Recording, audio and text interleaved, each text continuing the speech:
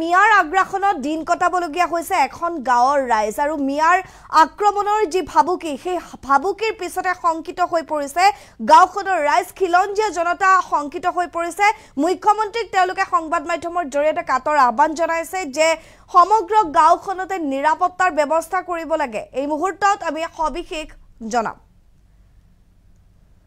আমি জনাই আছো এটা বিশেষ খবৰ মিয়াৰ আগ্ৰাসনত এইবাৰ শংকিত হৈছে খিলঞ্জীয়া জনতা খিলঞ্জীয়া লোক শংকিত হৈ পৰিছে মিয়াৰ আগ্ৰাসনত নিৰাপত্তাহীনতাত খিলঞ্জীয়া বসতি প্ৰধান এখন গাঁৱৰ ৰাইজ কেইবা মাহ ধৰি ভয় শংকা দিন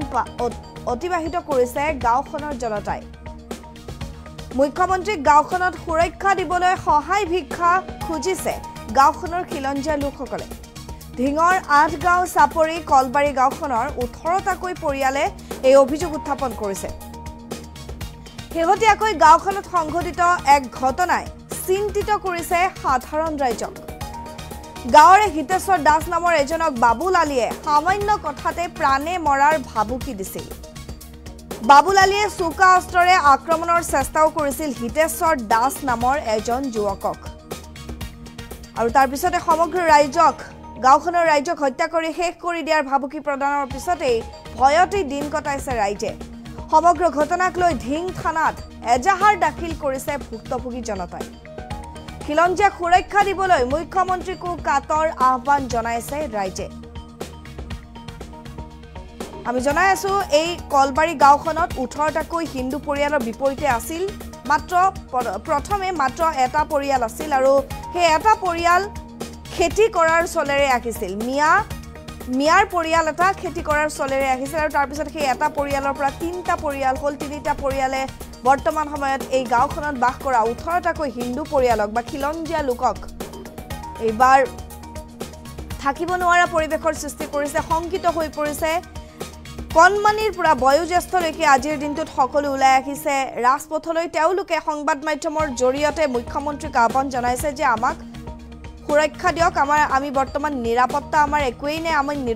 নিৰাপত্তাহীনতাত ভুগিছো আৰু তাৰ পিছতে ঘটনাস্থলীত উপস্থিত হৈছে আৰক্ষী উচ্চপদস্থ বিষয়া চৰকাৰী উচ্চপদস্থ বিষয়া আৰু যি এক ঘটনাৰ পৰা এই সমগ্ৰ যি কাহিনী বা সমগ্ৰ এই ঘটনাটোৰ যি আৰম্ভণি হৈছিল বাবুল আলী নামৰ এজন মিয়া লোকে সেই মিয়াজনে হিতেশ্বৰ দাস নামৰ এজন যুৱকক আক্ৰমণ কৰিছিল আমাৰ হাতত মন্তব্য আছে ভুক্তভোগী হিতেশ্বৰ দাসৰ তেওঁ কি কয় শুনো আহক ৩ দিন মানৰ আগত মানে আমাৰ গাঁৱৰ এইফালে মানে নাম্বাৰবিহীন গাড়ী এখন চলি আছে তাৰপিছত আমাৰ গাঁৱৰ কেইজনমান ল'ৰাই কথা পাতিলোঁ যে মানুহজনকো চিনি নাপাওঁ গাড়ীখনৰ নম্বৰো নাই গতিকে কেনেকুৱা হ'ব পাৰে পিছত আমি ৮-১০জন ল'ৰা গৈ তেওঁলোকৰ ঘৰত গৈ সোধপোছ কৰিলোঁ যে গাড়ীখন যে আপোনালোকে নাম্বাৰ নোহোৱাকৈ চলাই আছে গতিকে গাড়ীখনৰ কাগজ পাতি কিবা আছেনে নাই কৈছে গাড়ীখনৰ কাগজ পাতি নাই তেতিয়া আমাৰ ল'ৰাখিনিয়ে ক'লে যে যদি আপোনাৰ গাড়ীখনৰ কাগজ পাতি নাই তেতিয়াহ'লে আপোনাৰ গাড়ীখন ৰাস্তাত নচলাব ঘৰত ৰাখক আৰু যেতিয়া নাম্বাৰ লগাব তেতিয়া গাড়ীখন চলাব এই কথাষাৰ কৈ আমি গোটেই ল'ৰাখিনি গুচি আহিলোঁ যোৱাকালি মই সেইফালে গৈছিলোঁ মানে গৰু কেইটামান সিফালে খুটি মাৰি থৈছিলোঁ পিছত গৰু আনিব গৈছিলোঁ গৰু আনি থকা অৱস্থাত ৰাস্তাতে মোক এজনে ধৰি তেওঁ মোক কাচিৰে আঘাত কৰিব চেষ্টা কৰিছিল তাৰ ফলত মই তেখেতৰ হাতত ধৰিলোঁ মই নিজৰ দেহাৰ ছেফটিৰ কাৰণে তেখেতৰ হাতত ধৰোঁতে পিছত টনাটনিত তেখেতৰ হাতত মানে লাগিছে সেই কাচিখন তেখেতৰ নিজৰে আছিল মোৰ নাছিলে সেই কাচিখন বৰ্তমান মোৰ হাতত আছে এতিয়া গতিকে মই ইয়াৰ পৰা এইটোৱে বুজি পালোঁ যে তেওঁলোকে হয়তো সেইদিনা গাড়ীখনৰে কিবা এটা একশ্যন ল'ব বিচাৰিছিল নেকি আমাৰ ওপৰত আজি হয়তো মোৰ ওপৰত লৈছে অহাকালি গাঁৱৰে আৰু এজনৰ ওপৰত ল'ব তেনেকুৱা এটা হয়তো তেওঁলোকে চিন্তা কৰিছে কি ক'লে আৰক্ষীৰ কাষ চাপিছে নেকি যোৱাকালি আৰক্ষী থানাত এজাহাৰ দিয়া হৈছে গতিকে আপোনালোকৰ এই চেনেলৰ জৰিয়তে মুখ্যমন্ত্ৰী ডাঙৰীয়াক আমি অনুৰোধ জনাইছোঁ যাতে আমাৰ অনাগত দিনবোৰত তেনেকুৱা বিপদৰ সন্মুখীন নহওঁ ৰাইজলৈ যাতে তেনেকুৱা ভাবুকি নাহে তাৰ কাৰণে অনুৰোধ জনাইছোঁ আৰু ২ নম্বৰ কথা তেখেতে বহুত বেয়া ভাষাৰে মোক মানে কৈছে যে তহঁতৰ বোলে অসমীয়া এটা এটাকৈ কাটিম এনেকুৱা কিছুমান শব্দ ব্যৱহাৰ কৰিছে গাইড কৰি দিম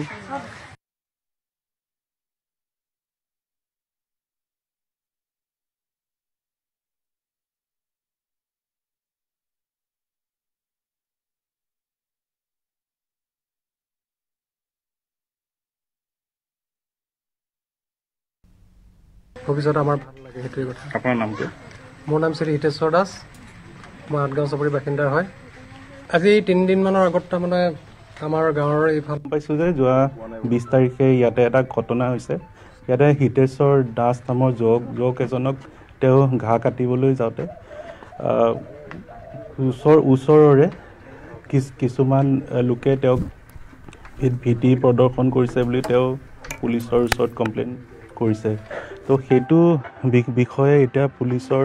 মানুহ OC আৰু DSP চাবু ইয়াত আহিছে। তেওঁলোকে ইয়াতে চাই আছে আৰু আই থিংক FIR-টো ৰেজিষ্টাৰ হৈ যাব আৰু পুলিচেও তেওঁলোকৰ পৰা ইনস্পেকশ্যন কৰিব, ইনভেষ্টিগেশ্যন কৰিব। আৰু মই ইয়াৰ যোগেদি সকলোকে শান্তি শৃংখলা অটুট ৰাখিবৰ কাৰণে মই সকলোকে অনুৰোধ কৰিলোঁ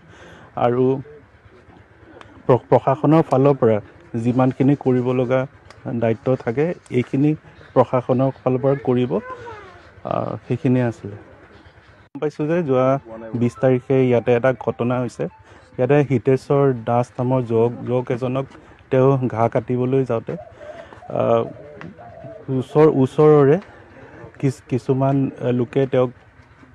ভীতি প্ৰদৰ্শন কৰিছে বুলি তেওঁ পুলিচৰ ওচৰত কমপ্লেইন কৰিছে। তো সেইটো বিষয়ে এতিয়া পুলিচৰ মানুহ OC আৰু DSP চাবু ইয়াত আহিছে। তেওঁলোকে ইয়াতে চাই আছে আৰু আই থিংক FIR-টো ৰেজিষ্টাৰ হৈ যাব আৰু পুলিচেও তেওঁলোকৰ পৰা আমাৰ সমূহ ৰাইজ একত্ৰিত হোৱাৰ কাৰণ বিশেষকৈ যোৱাকালি সৰুকৈ হ'লেও এটা ভাতৃ সংঘৰ্ষ হোৱাৰ সৃষ্টি হৈছিলে।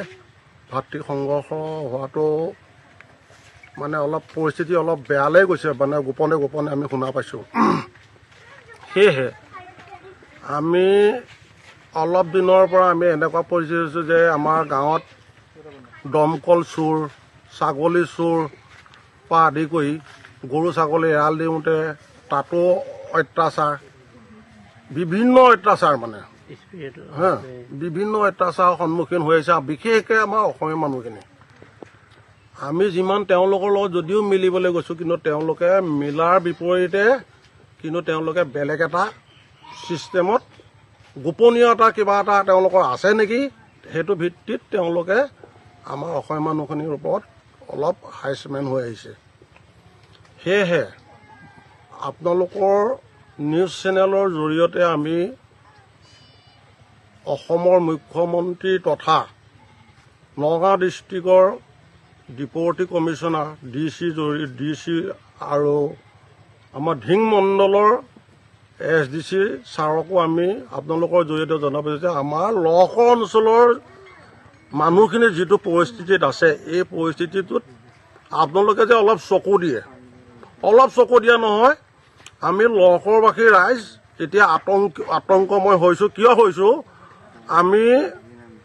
দেখি আহিছোঁ, সৰুৰ পৰা দেখি আহিছোঁ, যেনেকৈ আগতে দেখি আহিছিলোঁ খুটাই গাঁওখন অনা অসমীয়া মানুহৰ মাজত আছিলে। তেওঁলোক 1983 চনত উঠি আহি এতিয়া এই আদৰ্শ গাঁও বুলি আমাৰ ওচৰত আছেহি। ঠিক আমাৰ এতিয়া লহকৰখনৰ মাজতো তেনেকৈ অনা অসমীয়া লোক আহি প্ৰায় এতিয়া অনা অসমীয়া মানুহখিনি 9 ঘৰ মানুহ বহিলে। আজি 2 বছৰত 9 ঘৰ মানুহ বহিলে। আমি তেওঁলোকৰ পৰা আমি অলপ মানে পৰিস্থিতিৰ সন্মুখীন হোৱাৰ নিচিনা হৈ আহিছে। হয়তো কোনোবা দিনাখন ভাতৃঘাতী হিন্দু অসমীয়া মুছলিমৰ মাজত তেনেকুৱা ভাতৃঘাতী সংঘৰ্ষ হোৱাৰ পৰ্যায় হ'ব পাৰে। গতিকে আমি আপোনালোকক আগতীয়াকৈ জনাইছোঁ